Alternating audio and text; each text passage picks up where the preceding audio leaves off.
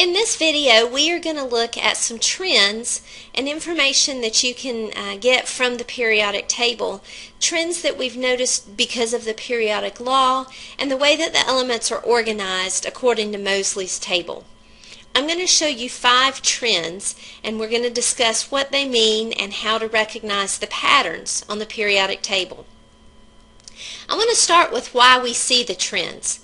There are 2 reasons really. The first reason is nuclear charge. Now, nuclear charge is really just the number of protons in the nucleus. So when an atom has if we talk about the charge in the nucleus of an atom, it's always from the positively charged protons. Protons that are positive attract negative electrons. The more protons you have in the nucleus, the larger the nuclear charge. The second reason we see these trends develop is the shielding effect. Now, shielding really is centered around electrons. The core electrons in the electron cloud get in the way and shield the valence electrons from the protons. So because those other electrons are shielding, the electrons in the valence shell feel less of an attraction for the protons in the nucleus. Also, the greater distance you put between the protons and the electrons in the valence shell, you decrease the attraction that they feel for one another. So keep those 2 reasons in mind as we look at these 5 trends. The first trend is atomic radius. Now, you know from math that a radius is half the diameter of a circle. But with atoms, you can't measure the radius of just one atom because the electron cloud is not a fixed size. It's just a probability model, so we don't ever know the exact location of the electrons. So the way that scientists have gotten around that is to take 2 atoms and bond them together, and when they're close together, for example as a solid, you're able to measure the distance from one nucleus to the other. Half that distance becomes the radius.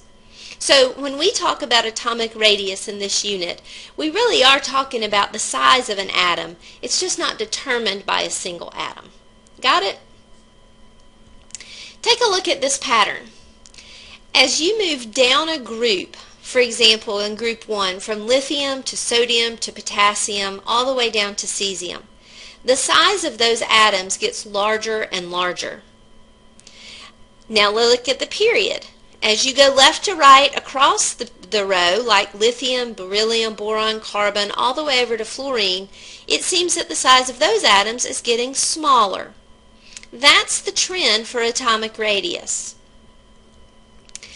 Here's why. Remember the 2 reasons I gave you. Atoms do get smaller as you go across the period because the protons are being added to the nucleus. They're pulling on those valence shell electrons. That's that nuclear charge. And then as you go down the group, the size of the atoms gets larger because energy levels are added. The electrons are further and further away from the nucleus, so you have the shielding effect in place. Copy this down in your notes so that you'll remember it later. Now, let's just check yourself. When you look at these 4 atoms, grab a periodic table and see if you can figure out which one would be the smallest atomic radius, according to the trend that we just looked at. If you guessed nitrogen, you were correct. Calcium is larger than beryllium because it's further below it. Nitrogen, however, is further to the right on the periodic table than any of the other elements, and so that one becomes the smallest. All right, let's look at the next trend. Ionization energy is the second one. Ionization energy is the energy that it takes to remove an electron from an atom. There are several ionization energies for most atoms. The first one is to remove 1 electron. The second ionization energy is the energy required to move a second electron after the first one's already gone. And the third ionization energy is the energy required to remove a third electron after the first 2 are already gone. And so on. You can go on down the line. Now, the way that ionization energy works is that if the ionization energy is low, that means it's not difficult to remove an electron. If the ionization energy is high, it is difficult to remove an electron. So here's the pattern. Ionization energy is going to increase as you go left to right across the period because of that nuclear charge. The protons and the electrons are closer together, so there's more of an attraction. That means it requires more energy to remove that electron. Higher ionization energies. As you go down the group, the ionization energies are going to decrease because electrons are further from the nucleus. So there's less attraction because of that shielding effect. This trend, if you compare to the trend for atomic radius, are actually opposites. So that might help you remember them later. Atomic radius works one way, and ionization energy is exactly the opposite. Got it? The third trend is metallic character or reactivity. When we talk about metallic character, we're talking about the atoms that want to lose electrons, that it's easy to lose their electrons. So as you go down a group, the valence electrons are really far from the nucleus. Think about the size of the atoms. Actually, francium down in that bottom left-hand corner is one of the largest atoms. I call it big fat francium. So big fat francium has electrons that are really far from the nucleus. There's not much of an attraction there.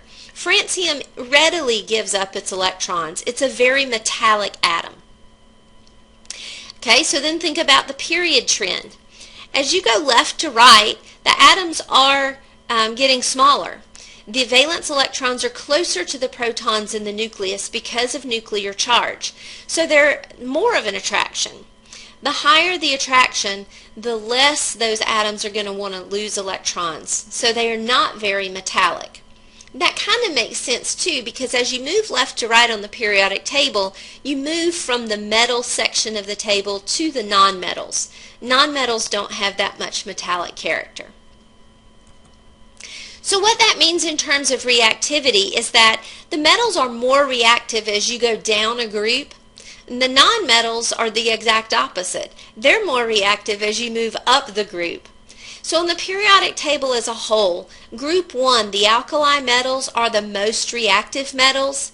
And on the right-hand side, the most reactive nonmetals are the halogens. And at the top of the group, fluorine and chlorine would be the best examples. Do not include the noble gases. Remember, they're non-reactive. All right? So see about answering these questions based on the trends that we just discussed for metallic character and reactivity. And we'll check your answers in class tomorrow. The next trend that I want to look at with you is ionic radius. Ionic radius is similar to atomic radius, but instead of measuring the size of a neutral atom, we're looking at the size of a charged ion. So we just bond two ions together and again measure the distance from one nucleus to the other and take half of that distance. This pattern is a little bit different.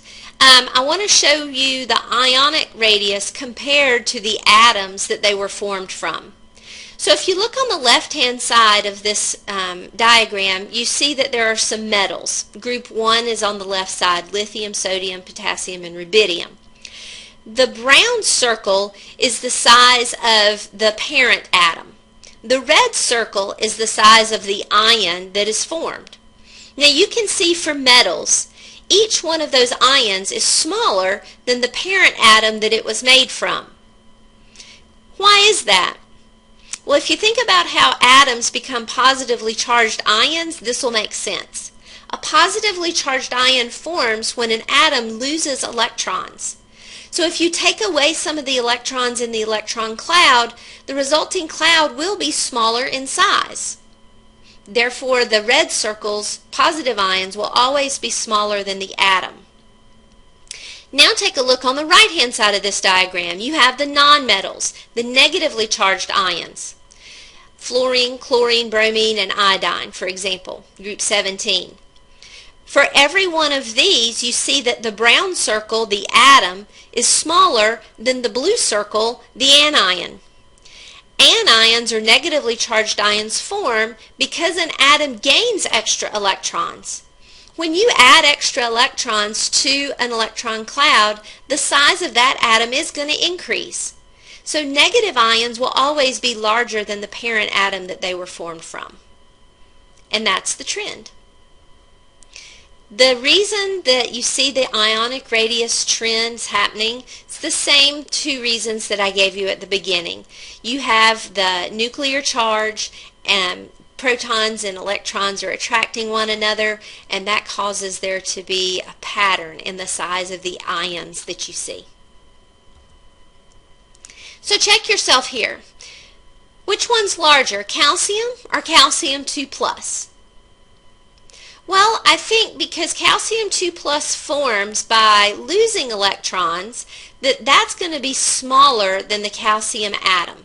So I think the one on the left is larger than calcium +2. And let's try the next one. Compare iron +2 and iron +3. Now they're both ions, but iron +2 means that iron lost 2 electrons, and iron +3 means iron lost 3 electrons. So I think the one that is larger is the iron +2, because if you take away 3 electrons, that would make that ion even smaller than if it only lost 2. The next trend is electronegativity. The definition of electronegativity is how well an element holds on to its electrons when it's in a bond. It's how tightly it keeps those electrons. Now, the electronegativity is measured in a scale of 0 to 4. It's called the Pauling scale. 4 is the highest and 0 is the lowest. Here's the trend. Electronegativity increases as you move over towards fluorine. And in this diagram, I've coded fluorine kind of shaded a yellow color, so you would remember that that is the largest electronegative element in the periodic table. The electronegativity increases as you go to the right because the atoms are getting close to having their octet, the full 8 valence shell electrons. They really don't want to give away any electrons. They're becoming more non-metallic. The size of the atom's getting smaller, so the nuclear charge is having a big effect on those atoms holding their electrons. As you go down a group in the periodic table, the electronegativity decreases. Those atoms are getting larger and larger, so the shielding effect keeps the nucleus from attracting valence electrons. Also, as you go down a group, the distance between the nucleus and the valence shell electrons is getting larger. So that means that there's less of a nuclear charge. The atoms aren't as likely to hold on to their electrons as you go down a group. So really with electronegativity, just remember fluorine is the highest. Well, that's all 5 of the trends. I hope you've gotten some really good notes. We're going to practice doing some comparison and reviewing the trends next time we're together in class. So anything you're not sure about, just jot down those questions on your notes, and I'll see you in class.